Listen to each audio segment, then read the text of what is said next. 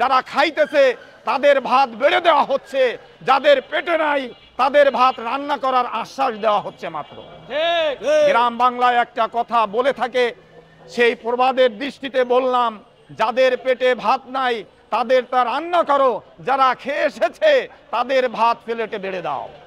আমরা বিগত দিনে দেখলাম এমপিওকরণ প্রতিষ্ঠানগুলো, অনুদানভুক্ত মানে বেতনভুক্ত প্রতিষ্ঠানগুলো তাদের চিকিৎসা ভাতা, তাদের বাড়ি ভাড়া, তাদের বিভিন্ন সুযোগ সুবিধা নিয়ে দাবি নিয়ে আসতেছে, সেগুলো যথারীতি ধারাবাহিকভাবে পরিপূর্ণভাবে পূর্ণ করা হচ্ছে।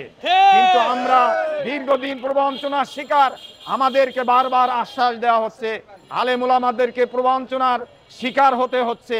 কাজে আমি সর্বোপরি বলতে চাই, আবারও প্রধান উপদেষ্টা, সোশ্যাল মিডিয়ার মাধ্যমে শিক্ষা উপদেষ্টা, সংশ্লিষ্ট সচিব যারা আছেন, দিনের দিকে তাকিয়ে, ইসলামের দিকে তাকিয়ে, নবী রাসূলদের দিকে তাকিয়ে এই দ্বীনি প্রতিষ্ঠানগুলো যেন আর প্রবঞ্চনার শিকার না হয়, সেজন্য আপনাদের সর্বস্তরের সংশ্লিষ্ট সবার অবস্থান থেকে গুরু দায়িত্ব পালন করবেন। আমিন। আখিরি দাওয়ানা আলহামদুলিল্লাহ। আসসালামু আলাইকুম।